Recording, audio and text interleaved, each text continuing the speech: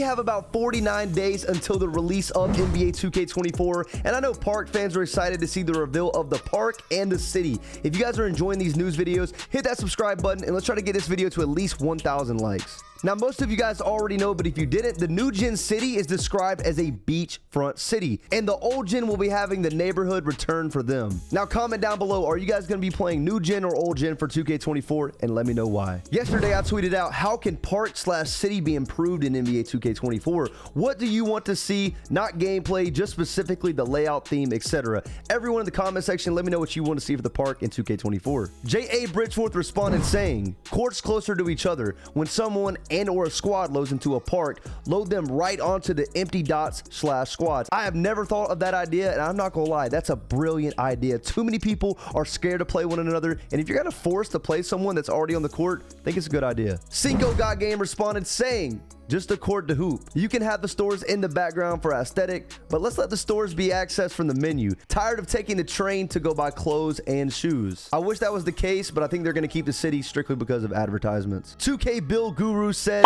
have them look and feel like real life locations, city, burbs, beachside, etc. instead of a theme parks. Better, more efficient layouts so we don't have to run all over to get from court to court, fewer courts. I agree with this, and later on in the video, I'm going to explain why this is such a smart idea. Sean Don responds saying, make each park similar to 2K20 with the stores surrounding the courts instead of having to go to the shopping center to buy clothes. Bring back Old Town, Sunset, and Rivet for current gen. Remove the cages. No one plays that. That's not a bad idea, but later on in the video, I'm going to explain why that idea is flawed. And by the way, guys, follow me on Twitter. I tweet out a lot of questions about 2K24 and what you guys want to see. Make sure you follow and respond to my tweets so you guys can be in my videos. All right, so ladies and gentlemen, around this time last year, we got a lot of park leaks, and to be honest, nobody is a trusted source, so don't believe anything you see. Last year around this time, we had someone make a fake concept of the park for 2K23, and they told 2K Intel that they work for 2K. Now, 2K Intel has been 100% from the field. They've never fallen for anything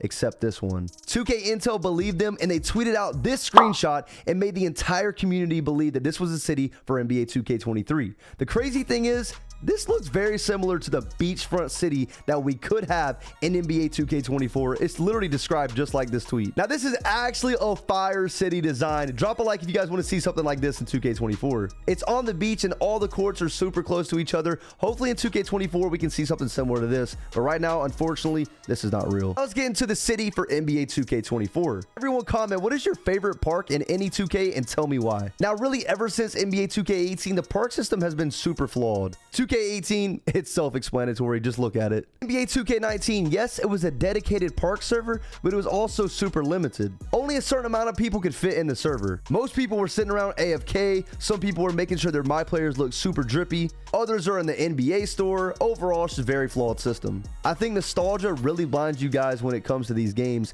Only content creators with logos really got consistent games on NBA 2K19. Now on 2K20, it was the same thing as 19. No, like literally the same. The reason why it's so hard to get games in these new 2Ks is because these parks have way too many courts and they're way too spaced apart. When someone loses in the park, they're more likely to quit and not go on to the next court right next to them. When I tried to explain this issue in NBA 2K22 when the game was released, everyone was in my comment section roasting me, saying, oh, Cole, more courts equal more games.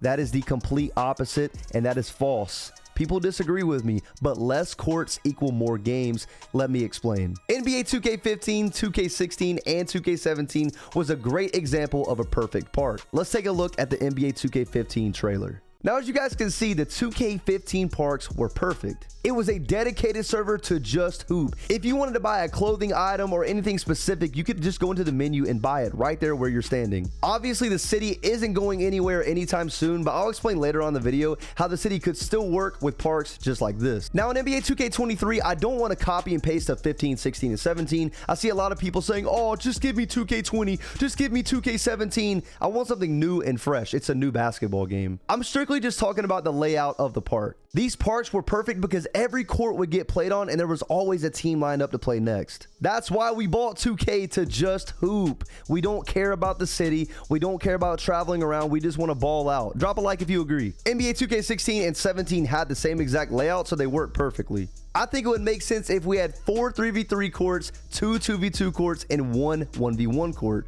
It makes the most sense. And not only is it just a park layout, I just feel like it's the design. I feel like back in NBA 2K15, we were actually hooping in a park that was made for basketball. You know what I mean? And yeah, there we had 2K16 where it wasn't, an actual basketball court, but it looked dope. They had aquarium tanks in the background behind the courts, lazy rivers, water slides that would go all the way down behind the aquarium tank. But now in 2K23, this seems really forced. The court designs are mid. The park layouts are mid. I don't know. Just let me know down below in the comment section what you guys think about this. Now, something related to my park, we got to talk about affiliations. I think we need to cut down affiliations from 4 to 3, possibly even 2. Back in the day, affiliations meant something. Rival Day was lit. I think affiliations should get their own boost like they did back in the day. In 2K15, Ballers got a shooting boost. Flyers got a playmaking and defensive boost. Rough Riders got a rebounding and inside boost. I just feel like affiliations held way more weight. Double H even mentioned one time, I can't remember if it was a tweet or in a YouTube video, but he said there should be Xbox versus PlayStation affiliations. So just 2, either Xbox or PlayStation affiliation. That's crazy. But now we have the new beachfront city on new gen. What does this mean? Double H tweeted, the city for NBA 2K24 is described as a beachfront city apparently, but this leads me to believe the city is going to be a lot smaller. Hey man, we can only hope that the city looks something similar to this because we really do need a small city.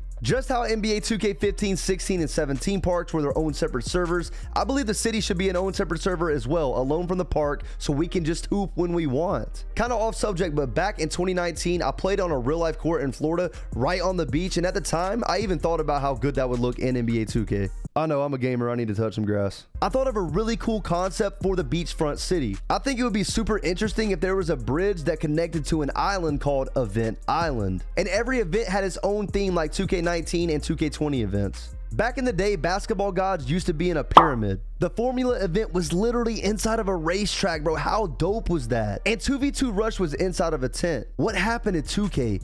Where did it go wrong? Did they hire new people? Comment down below what was your favorite event from any NBA 2K. All City said this about the new beachfront city coming to NBA 2K24. Just don't know, yeah. Do you think it's possible that 2K would actually take the NBA 2K21 version of the neighborhood and apply that to NBA 2K24? A lot of us have short-term memory when it comes to 2K, but that's why creators like me are here to remind you guys of what we once had. It's no secret that 2K has developed a reputation for copying and pasting, using older assets that they had in previous versions of the game and applying it to the new version of the game and wrapping it up in a nice little bow and presenting it to you guys as something new. The city is going to be a lot smaller, so 2K intends to consolidate. And when we think of consolidation, knowing that 2K is prone to copying and pasting assets, it leads me down a rabbit hole toward thinking that 2K would possibly copy and paste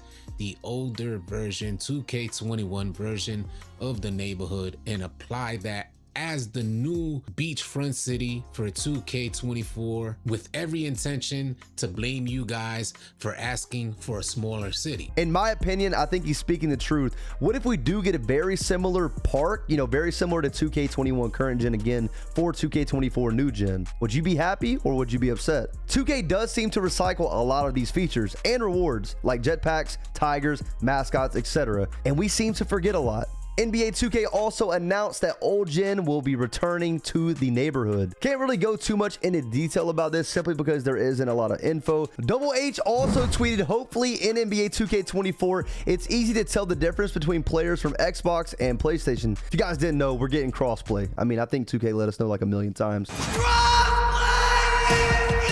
He also said it could be as simple as a small logo on everyone's banner next to everyone's name on the 2K scorecard. What do y'all think? I mean, I think since crossplay is coming to 2K24, this is a must-have feature. Let me know your thoughts down below. Pack Hoops responded saying, yes, but it needs to be harder to get. Either only true slashers can get it, or you'll have to sacrifice a lot to get this badge. NetX responded saying, get quick drops out the game. It's the only dunk being used. It's the cheesiest thing to do on the game that doesn't require any skill. Casuals will play whatever whatever the meta is. I mean, I agree with Pac and Nadex. I mean, it's pretty self-explanatory. The badge is overpowered. LD even responded, so that's really good. Hopefully he can take these tweets to the devs if they haven't already seen it themselves. Now, my opinion on it, a lot of people think that quick drops is OP, but that's not the case. In NBA 2K16 and older 2Ks, you could use quick drops off one, but it didn't glide you across the court like it does now. The problem is limitless takeoff. Remove it. What do you guys think? Let me know down below. But ladies and gentlemen, that's all the information we have for the neighborhood and the city coming to NBA 2K24.